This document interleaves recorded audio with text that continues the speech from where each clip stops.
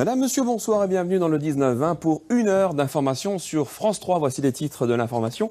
Dans notre édition en Rhône-Alpes, nous parlerons de ce mouvement de grève chez les salariés de la Compagnie nationale du Rhône. Les écluses de Pierre-Bénite au sud de Lyon et de Bolène dans le Vaucluse sont bloquées. Conséquence, la circulation fluviale est à l'arrêt, en cause une réorganisation du travail. Et puis une success story dans ce journal régional, celle de la société Poralu Marine, une PME installée à Nantua dans l'Ain qui fabrique entre autres des pontons exportés dans le monde entier. Après Macao, New York, l'entreprise va habiller les rives de la Tamise à Londres. Dans l'Ain, la PME Poralu Marine a décroché un beau marché à Londres. Le spécialiste des équipements portuaires, qui est basé près du lac de Nantua dans l'Ain, va habiller la Tamise. Un an après un chantier à New York, Poralu Marine installe désormais ses pontons dans le monde entier. Reportage sur une success story signée Franck Grasso et Benjamin Métral. C'est ce qui donne un air marin au lac de Nantua. Ces pontons de plaisance, des aménagements fabriqués à quelques encablures.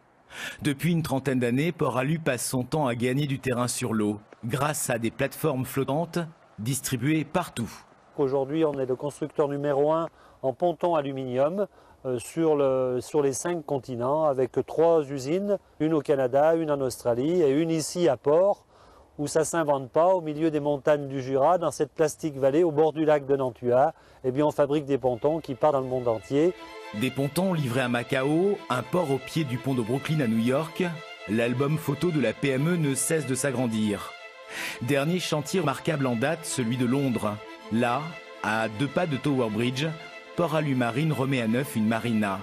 Un programme de 4 millions d'euros, très haut de gamme. On développe des gammes qui sont premium, qui effectivement vont permettre aux clients de se projeter, on va dire, dans une marina un peu du futur et faire en fait des jolies choses avec des pontons flottants et ne pas considérer ça uniquement comme un garage à bateaux, ce qui pouvait être en fait une ancienne croyance. En fait. Les soudures sont ici soignées. Le moindre support fait l'objet d'une attention particulière. Du coup, une certaine fierté se dégage des ateliers.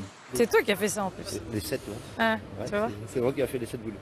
Donc c'est une fierté d'être exporté tout partout à l'étranger. Et surtout quand on a des retours positifs, comme Macao, l'Angleterre, tout ça, où est-ce qu'on nous dit que le travail est parfaitement exécuté. C'est vrai qu'on a essayé, en tout cas à l'atelier, de leur faire part de l'expérience de l'étranger, parce qu'ils n'ont pas forcément tout le temps la possibilité d'aller voir les chantiers, et de les sensibiliser au haut de gamme.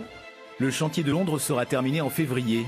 D'ici là, d'autres projets sortiront de ce bureau d'études pour terminer quelque part sur la planète et faire rayonner le savoir-faire de la petite entreprise de l'Ain au pied marin.